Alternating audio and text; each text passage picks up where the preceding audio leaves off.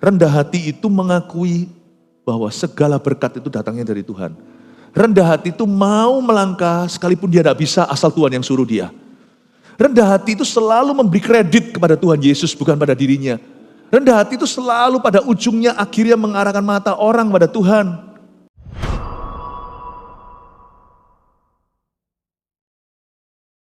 Kami mengejar Tuhan dengan segenap hati.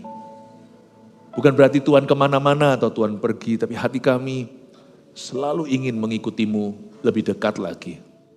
Beri kami hati seperti wanita itu yang menyeka Tuhan dengan rambutnya. Seperti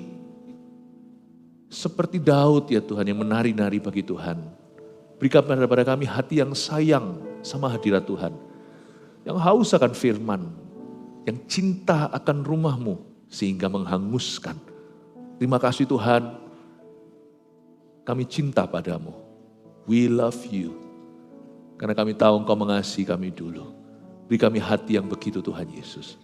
Oh haleluya. Kami rindu bersekutu dengan Engkau lebih lagi. Dan kami ingin mengambil bagian dalam rencana-Mu yang ajaib di hidup ini. Makasih Tuhan. Sampaikan sabda-Mu, isi hati-Mu. Beri kami hati seperti hati Daud yang suka memuji dan menyembah Tuhan. Dalam nama Yesus. Amin. Saya rindu menceritakan hati Daud itu seperti apa dari sebuah firman.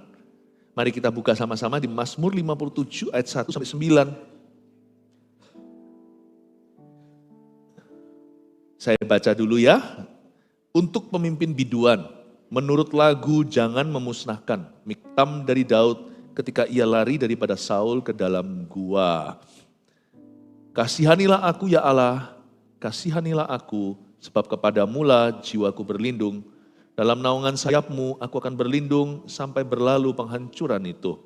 Aku berseru kepada Allah yang maha tinggi, pada Allah yang menyelesaikannya bagiku. Kiranya ia mengirim utusan dari sorga dan menyelamatkan aku, mencela orang-orang yang menginjak-injak aku, Selah. Kiranya Allah mengirim kasih setia dan kebenarannya. Aku terbaring di tengah-tengah singa yang suka menerkam anak-anak manusia, yang giginya laksana tombak dan panah dan lidahnya laksana pedang tajam. Tinggikanlah dirimu mengatasi langit ya Allah, biarlah kemuliaan-Mu mengatasi seluruh bumi. Mereka memasang jaring terhadap langkah-langkahku, ditundukkannya jiwaku. Mereka menggali lubang di depanku, tetapi mereka sendiri jatuh ke dalamnya. Selah. Hatiku siap ya Allah, hatiku siap. Aku mau menyanyi, aku mau bermazmur. Bangunlah hai jiwaku, bangunlah hai gambus dan kecapi. Aku mau membangunkan fajar. Di kebaktian yang ketiga ini saya lebih banyak fokus ke menyanyi. Saya mau bicara tentang hati yang memuji.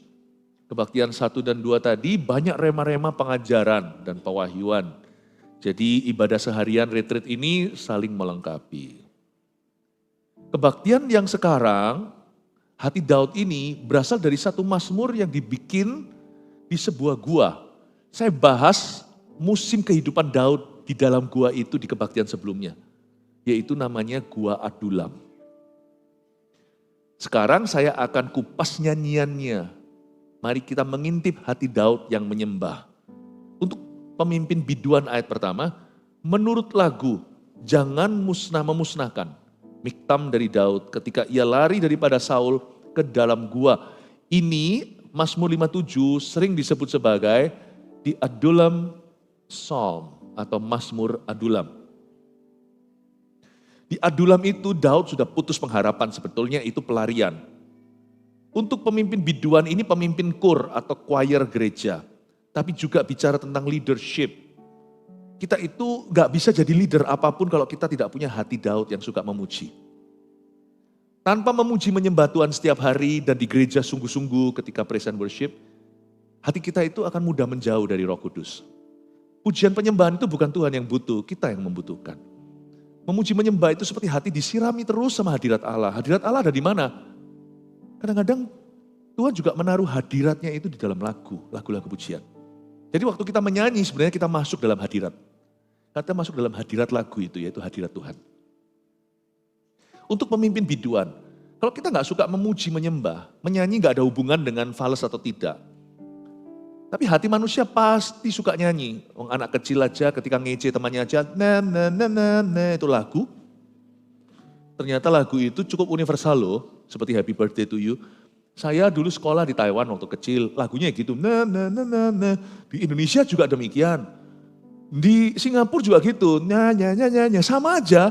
Ternyata ada lagu-lagu manusia itu kalau ngece itu sifatnya universal. Memuji Tuhan juga sama sebenarnya, hati orang tuh suka nyanyi.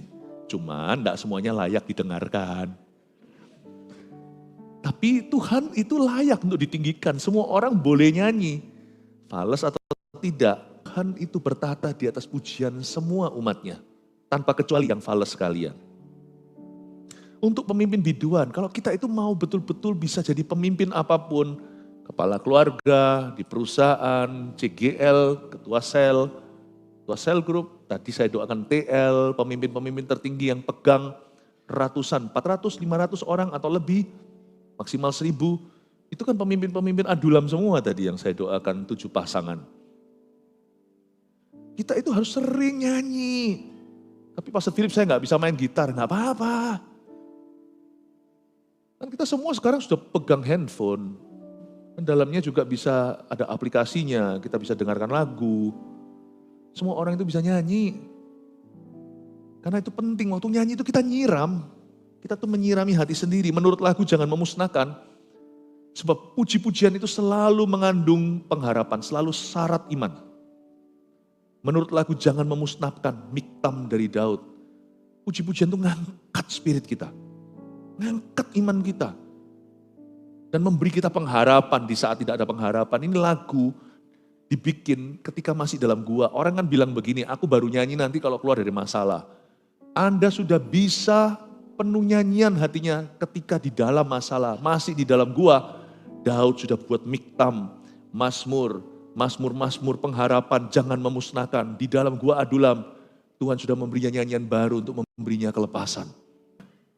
Jadi itu mengingatkan kita bahwa Tuhan itu memberi kita nyanyian baru. Pernah gak Anda bangun tidur, langsung ada lagu. Di dalam rohmu, spiritnya Tuhan memberimu lagu untuk mengiringi hari itu. Waktu Anda pikirkan liriknya, tepat ini. Ternyata ini cocok dengan keadaanku. Itu miktam. Miktam itu lagu gitu. Lagu hati. Ya. Dan dia di dalam gua sudah Tuhan kasih nyanyian baru. Coba sekarang kita lihat hati Daud itu kayak apa sih? Pertama-tama a humble heart. Hatinya itu rendah. Rendah hati, bukan rendah diri, mengasihani dirinya. Anda tahu nggak orang yang suka mengasihani dirinya itu sebenarnya sombong sekali loh. Dia cari perhatian yang luar biasa. Ya, rendah hati bukan rendah diri. Coba kita lihat ayat yang kedua. Hati Daud berseru begini. Kasihanilah aku ya Allah. Kasihanilah aku. Sebab kepadamu lah jiwaku berlindung. Dan dalam naungan sayapmu aku akan berlindung. Sampai berlalu penghancuran itu. Katakan a humble heart. Ya belajar Inggris sekalian bagi yang kurang paham. Hati yang humble. Orang yang rendah hati. Orang yang rendah hati itu gini. Di hadapan Tuhan itu dia itu merendah. Tapi di hadapan manusia dia tidak menarik perhatian mereka. Kalau Anda minta belas kasihan, mending minta belas kasihan Bapa daripada meminta belas kasihan dari orang lain. Jangan jadi pengemis di dunia.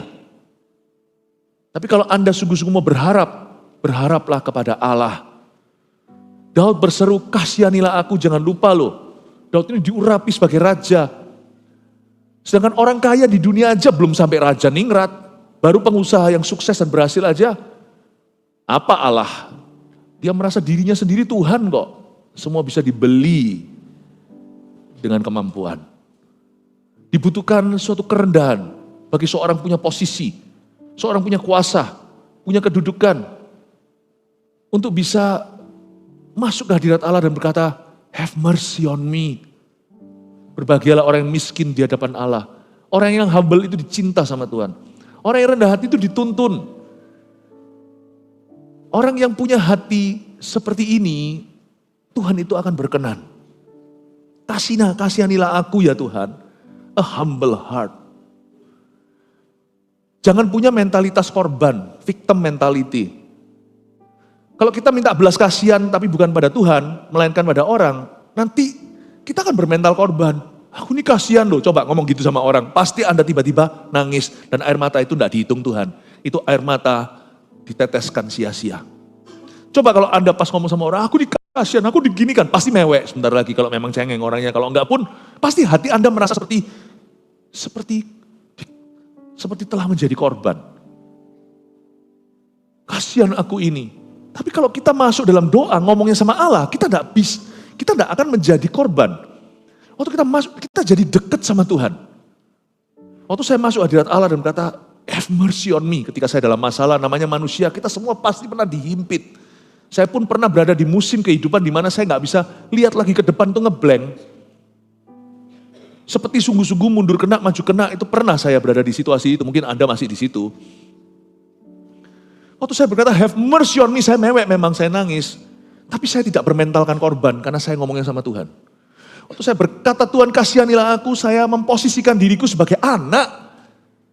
Kayak anak ngomong sama papanya, Pak minta dirangkul, nangis. Itu tidak akan merasa dirinya sebagai korban, tapi dia akan merasa dirinya dikasihi Tuhan. Waktu kita masuk dalam hadirat Allah, boleh kita curhat, ngomong apa adanya. Pilih lagu-lagu yang membuat Anda itu merendah di hadapan Allah. Cari nyanyian yang mendekatkan Anda pada Tuhan ketika Anda berada di arus bawah. Jangan mengasihani diri sendiri, apalagi sama manusia, nanti kecewa.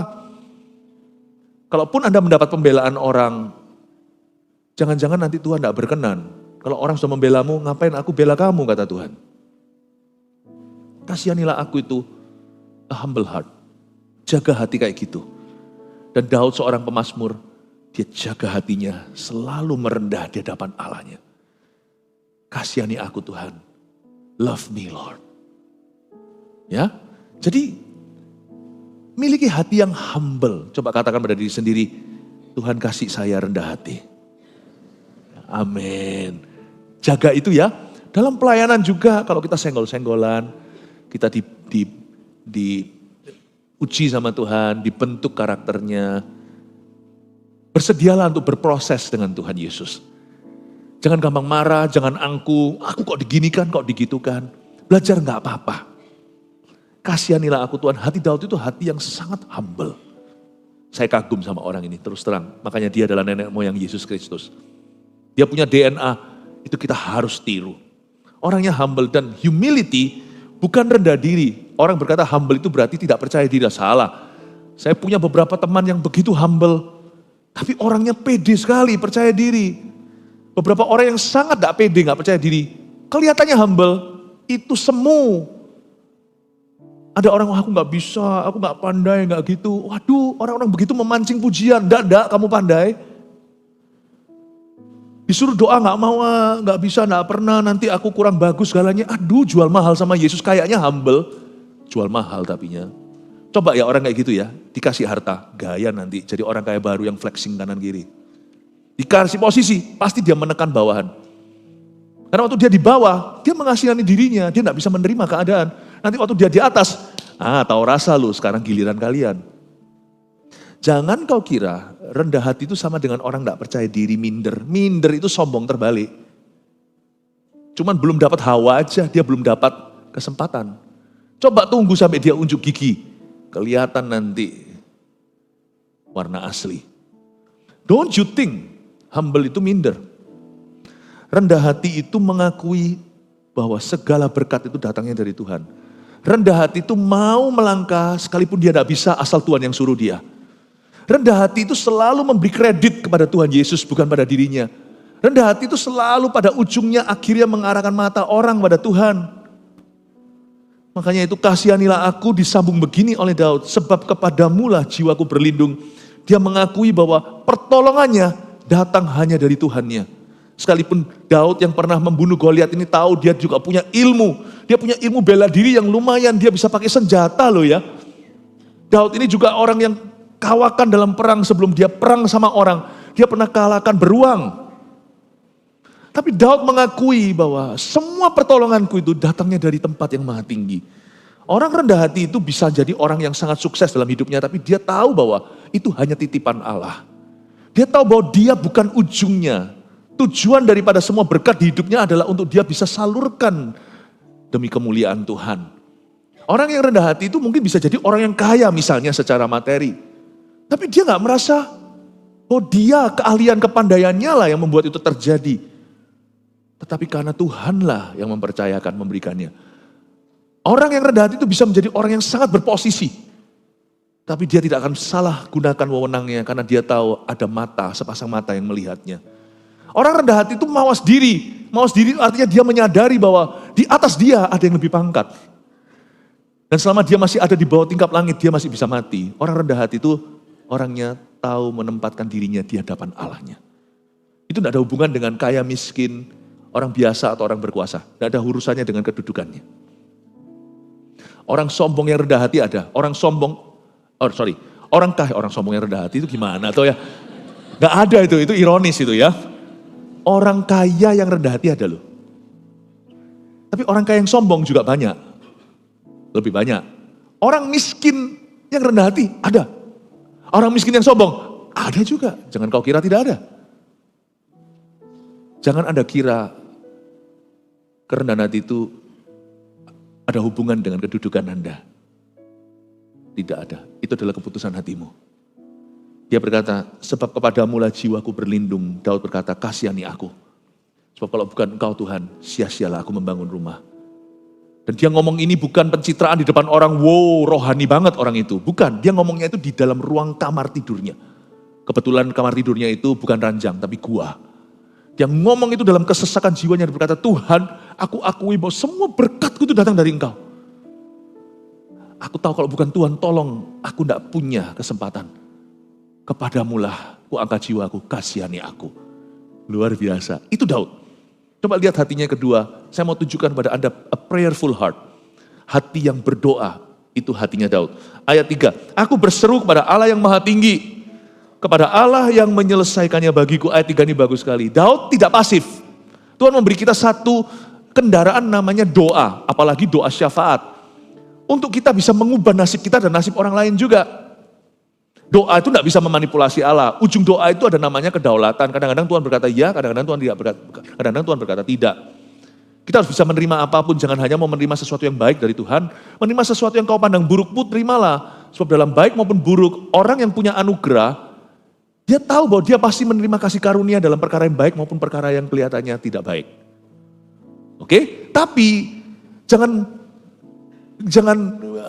gara-gara kedaulatan kita takut untuk berdoa.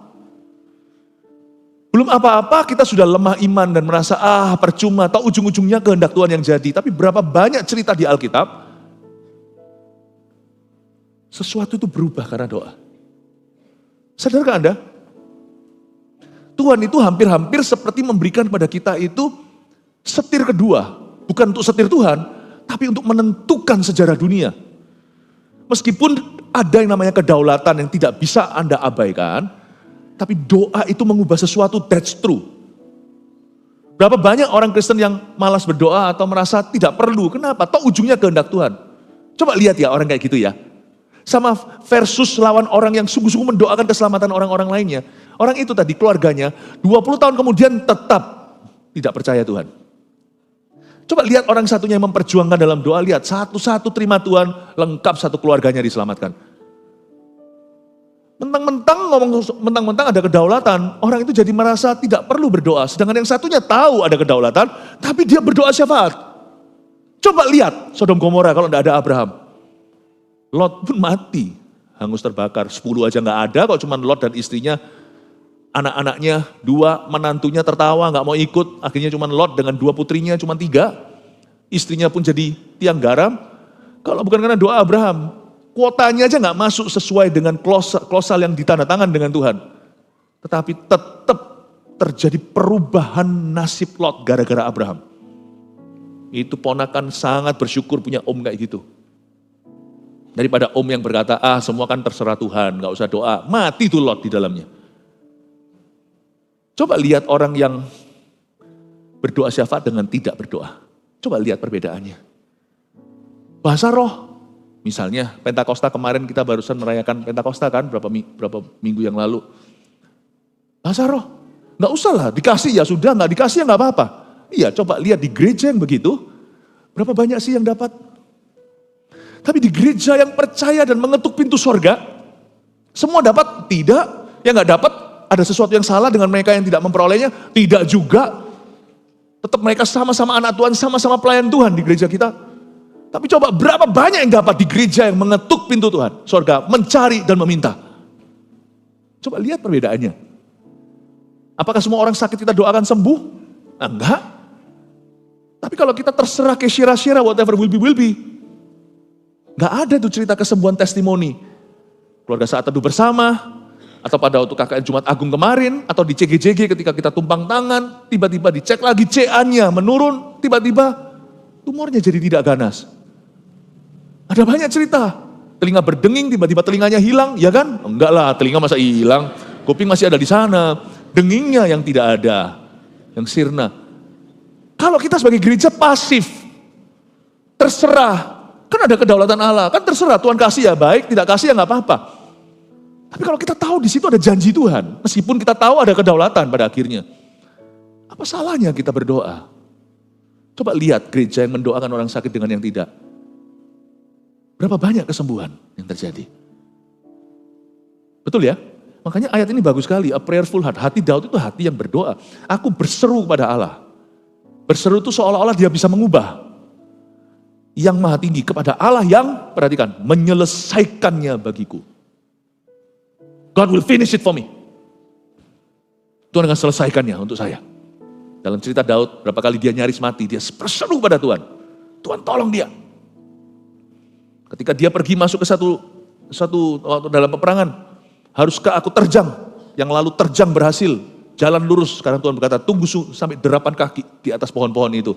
Dengan jalan yang melingkar. Dia berseru berdoa pakai urim dan tumim. Pakai alat-alat di perjanjian lama. Sekarang kita gak perlu alat-alat itu. Sekarang kita punya roh doa di dalam kita. Itu Roh Kudus. Dia berseru. Tuhan kasih dia kemenangan. Haleluya, kasih tepuk tangan untuk Roh Kudus. Hati Daud itu humble heart. Hati Daud yang berikutnya adalah prayerful heart. Hati yang berdoa. Coba lihat ya hati Daud yang ketiga apa di ayat 4. Kiranya yang mengirim utusan dari sorga dan menyelamatkan aku. GR ini orang. Mencela orang-orang yang menginjak-injak aku. Selah. Dia nafas bentar, selah itu pause. Berhenti sejenak di antara lagu. Berikutnya masih lanjut. Kiranya Allah mengirim kasih setia dan kebenarannya. Ini orang yang gede rasa. Hatinya itu a hopeful heart. Hati yang berharap. Bagus sekali, ini orang yang saya gak bisa bayangkan. Daud itu orang yang optimis gitu. Optimis banget. Terbukti waktu dia di medan perang hampir menghadapi Goliat, semua orang ketakutan. Dia berkata, ngapain sih orang ini? Ngapain dia menghina? Orang tidak bersunat ini menghina tentara Allah, the army of God. Semua orang berkata, lu sok jago, kokonya sendiri yang ngomong begitu. Abangnya, sok jago lu, FOMO ya. Pengen tahu apa yang terjadi di perang sini ya. Lu kemanain lu? Itu kamu kemanakan itu mbek-mbekmu yang 2-3 ekor tuh? Daud itu optimis, pokoknya sinis,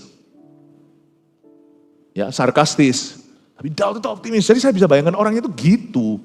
Hatinya Daud itu hati yang optimis. Kan kita taunya hatinya cuma suka nyanyi, tapi dia itu optimis. Nah karena dia suka nyanyi ya jadi optimis. Nah kalau kita pulangkan saja aku ke ibuku.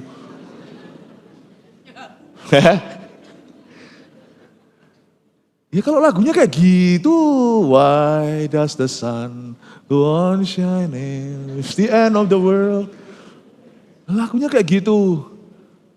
Lanjutin aja, aku sedih, duduk sendiri, ambil tali, mau lompat tali, jangan bunuh diri lah. Nah, kayak gitu, Daud itu isinya dengan mazmur-mazmur ya, makanya dia optimis sekali. Kiranya ia mengirim utusan dari sorga dan menyelamatkan aku, itu kan dia minta sesuatu dari sorga, dia minta berkat supranatural loh, itu tolong catat ya. Dia tidak minta berkat yang netral ya, dia minta berkat yang supranatural, dia minta angelic blessing atau berkatnya malaikat. Kirim Tuhan utusan dari sorga, selamatkan aku. Aku tidak minta utusan dari dunia, itu udah biasa, kirim aku yang dari sono. Yang dari sorga yang supranatural. Aku lihat atau nggak lihat, aku alami atau enggak, aku pokoknya tahu di balik layar, kalau ini dibuka kacanya, saya bisa lihat lagi sibuk malaikat bekerja untuk saya. Tapi dia nggak berhenti di situ setelah Sela, dia lanjutkan. Kalau kita cuma mau supranatural, nanti kita berkanjang pada penglihatan-penglihatan. Jadi orang juga harus realistis kan. Kiranya Allah mengirimkan kasih setia dan kebenarannya. Jangan hanya minta berkat supranatural, jangan hanya mengharapkan berkat supranatural, harapkan juga dan hargai berkat yang sifatnya spiritual, bukan supranatural. Apa bedanya? Spiritual itu apa? Banyak orang berkata, aku enggak mau, aku minta didoakan oleh Nabi lah, kalau enggak merasa greng-greng gimana, enggak mantap betul. Alkitab mah cuma buku, jangan lupa loh, this is a spiritual book. Orang kan maunya sekedar yang sensasional, mintanya yang gimana gitu. Tapi kita enggak nafsu, enggak selera sama buku. Padahal ini berkat spiritual, kiranya Allah mengirim kasih setia dan kebenarannya. Jangan lupa ya, tidak semua berkat Tuhan itu sifatnya supra alami. Ada berkat-berkat alami yang dikelola dengan hati yang rohani. Jangan minta perkara supranatural aja, berharap hanya untuk perkara-perkara yang ajaib. Tapi perkara-perkara yang alami, yang sehari-hari, yang sudah ada di tangan kita, seperti Alkitab kita, seperti ke gereja, seperti saat teduh pribadi, disiplin pribadi. Kiranya Allah mengirim kasih setia, tapi Tuhan juga yang mengirim utusan dari sorga. Tapi yang pasti, Raja Daud itu hatinya apa? Hatinya kayak Yabes. GR terus. Optimis. Kalau kiranya itu kan gak tentu ya. Tapi dia mengharap-harap gitulah. Orang Jawa Timur katakan ngarep-ngarep. Dia mengharap-harap. Kiranya itu kan harapan. Kiranya jikalau Bapak berkenan datanglah di pesta saya. Kiranya itu kan bukan paksaan. Tapi orang kalau sudah pakai kiranya, pakai jempolnya kiranya Bapak bisa ke situ gitu kan sudah rasanya sungkan menolaknya. Orang yang GR sama Tuhan itu susah juga ditolak oleh malaikat. Ya, hatinya itu berharap. Tapi nggak cuma harapan tinggi, apalagi harapan palsu. Coba lihat ya, Daud itu tidak menyangkali apa-apa. Setiap seperti pasien kanker diberitahu kanker, ibu Anda kena kanker, dokternya digebukin. Nggak mungkin dokter ngawur ngomong sembarangan. Nah itu kan menyangkali. Atau nggak mungkin itu, aku tengging dalam nama Yesus, dokternya kok ditengging. Orangnya itu bisa menerima keadaan dulu, lalu dia beriman pada Tuhan. Coba lihat ya ayat 5, aku terbaring di tengah-tengah singa yang suka menerkam anak-anak manusia. Dia akui, dia itu tinggal di tengah-tengah singa-singa. Di sini orang lah ya, kita mau tahu Saul dan kawan-kawan semuanya yang suka menerkam anak-anak manusia, giginya laksana tombak dan panah dan lidahnya laksana pedang tajam. Dia curahkan hatinya sama Tuhan, dia beritahu kondisinya, bukan seolah-olah Tuhan tidak tahu. Tuhan tahu, dia maha tahu, tetapi Daud cerita supaya keluar bebannya, supaya bisa terlepas dari dadanya. Dia bilang, Tuhan, aku ini diburu-buru. Aku itu terbaring di antara singa yang suka nerkam anak manusia. Giginya itu loh Tuhan, tajam-tajam. Lidah orang itu loh Tuhan, gak hanya bicara soal pembunuhan. Bukan hanya aniaya badan. Tapi juga karakter killing. Karakterku itu dibunuh. Di kerajaan Saul entah apa yang disebarkan. Padahal mereka semua dulu mengeluhkan. Daud itu membunuh berlaksa, Saul beribu-ribu. Fitnah apa yang sekarang disebarkan? Sehingga orang-orang dekatku satu-satu melihat aku begitu. Mereka sudah menjauhi aku. Tuhan, bukan hanya yang sakit itu adalah pembunuhan. Tapi fitnah kadang-kadang lebih kejam daripada pembunuhan. Lidahnya laksana pedang tajam. Daud mengalami yang namanya aniaya batin. Dia juga mengalami aniaya badan. Beda sama kita seringkali yang kita alami hanyalah aniaya emosi, perasaan. Daud itu dilempar tombak oleh Saul. Hampir kena. Ditangkap di negara Filistin. Pura-pura jadi orang gila, orang gak waras. Daud mengalami berbagai macam persekusi, penganiayaan. Dia ceritakan sama Tuhan. Jadi hati Daud bukan hanya berharap, hatinya realistis pula. Jikalau ada orang di sini kena divonis suatu penyakit yang terminal atau penyakit yang mematikan, jangan tengging dokternya. Jangan marah sama Tuhan, jangan sangkal-sangkal. Enggak mungkin ini terjadi atasku. Tapi bawa itu ke Tuhan Yesus. Tuhan begini, bukan the end story, bukan akhir cerita. Tapi kita itu membawa diri kita kepada Tuhan dan berkata, Tuhan, aku ngalami ini. Enggak usah mengasihani diri, oh kasihan aku. Kasihanilah aku itu bukan kasihan aku. Tapi Anda perlu ceritakan pada Tuhan, unek-unek Anda perlu ke sana. Saya biasanya kalau punya unek-unek, saya sampaikan ke Roh Kudus. Dalam hadiratnya, saya sampaikan ke Bapa. Saya sampaikan di dalam nama Tuhan Yesus, Tuhan, orang ini gini kan aku, ngomong begini tentang aku. Tapi aku tidak minta pembelaan, aku tidak minta pembenaran. Pada ujungnya, imanku bangkit dan berkata, musuhku akan mundur waktu ku berseru. Aku tidak minta mereka mati, sebab itu bukan urusanku. Meminta pembalasan terhadap musuhku tidak pernah ada di hatiku. Aku minta ya Tuhan, penyertaan. Aku tidak minta pembelaan pembenaran, aku cuma minta kau sertai aku. Nah, saya keluar dari ruangan itu, plong. Bebanku sampaikan, saya keluar dengan iman. Dan hati saya tidak jadi salah. Dia berkata, aku tuh tinggal di tengah-tengah singa. Lidah mereka itu laksana pedang tajam. Belum lagi giginya yang runcing yang sungguh-sungguh bisa melukai. Sengsaraku kuberitahukan kepadamu Tuhan. Air mataku ku sampaikan. Tuhan, aku kena kanker Tuhan. Bilang sama Tuhan, Tuhan Yesus. Tapi aku percaya ini bukan end story, bukan akhir cerita. Aku tahu namaku udah tertulis dalam kitab kehidupan. Aku masih percaya kesembuhan. Sembuh aku udah akan tinggalkan Tuhan. Pokoknya aku akan kejar sembuhan, tapi aku sudah punya Tuhan. Ngapain aku masih kejar sesuatu yang aku sudah miliki? Aku sudah punya Engkau Tuhan. Tapi aku kejar itu karena aku tahu itu janjimu. Haleluya. Meskipun aku mati, tetap dalam kondisi ini. Aku tetap akan percaya kepadamu. Aku lebih baik seperti Habil yang jatuh ke tanah. Darahnya berseru dari tanah sini menjadi kesaksian iman. Bahwa orang itu mati dalam imannya. Tidak mengeluh dalam penyakitnya. Pokoknya saya percaya. Itu hati Daud. Jujur hatinya. Apa adanya. Sama Tuhan itu ngomong. Dan sama orang juga enak. Orang gak disangkal-sangkal. Susah. Kalau ngomong sama orang, kamu gak apa-apa. Gak apa-apa, aku gak apa-apa. Padahal kita semua tahu dia ada apa-apa. Ada orang itu yang sangkal-sangkal. Apakah kau kira iman itu menyangkali? Iman itu menerima. Lalu melawannya. Iman itu tidak pernah menyangkali. Kelihatan orang kayak kuat imannya, dia sangkali. Gak mungkin dokter salah, gini-gini. Itu dia imannya rapuh. Kau kira dia beriman? Tidak, kalau dia beriman dia tidak akan sangkali. Ya sudah, itu faktanya. Aku naik banding ke Tuhan. Tuhan sembuhkan saya. Orang berkata, kalau gak sembuh gimana? Gak sembuh ya gak apa-apa, aku mati dalam imanku. Iman itu tidak goyah. Iman itu bukan pada sembuhnya. Iman itu kenal pribadi. Dan saya percaya penuh bahwa dia pegang kendali. That's faith. Makanya Daud itu gak takut hidup, gak takut mati. Karena dia punya iman sama Tuhan. Jadi orang Kristen kok takut mati? Rugi. Udah Kristen kok takut mati, nama tahu tertulis dalam nama sudah tertulis dalam kitab kehidupan, ngapain kalau masih kita khawatir segala. Takut hidup lagi, punya Tuhan, Immanuel Allah beserta. Terakhir, hati Daud seperti apa sih? Coba lihat ayat 6, oh ini bagus, ini adalah klimaksnya. Tinggikanlah dirimu mengatasi langit ya Allah, biarlah kemuliaanmu mengatasi seluruh bumi. Mereka memasang jaring terhadap langkah-langkahku, ditundukkannya jiwaku. Mereka menggali lubang di depanku, tapi mereka sendiri jatuh ke dalamnya. Lalu lanjut, seolah-olah lompat, seolah-olah ada pernya dari lembah langsung ke gunung. Hatiku siap ya Allah, hatiku siap. Aku mau menyanyi, aku mau bermazmur. Bangunlah hai jiwaku. Ini ngomong sama diri sendiri. Orang kalau nggak ngerti kiranya dia nggak waras. Get up, bangunlah hai jiwaku, bangunlah hai gambusan kecapi. Itu gitar lah ya.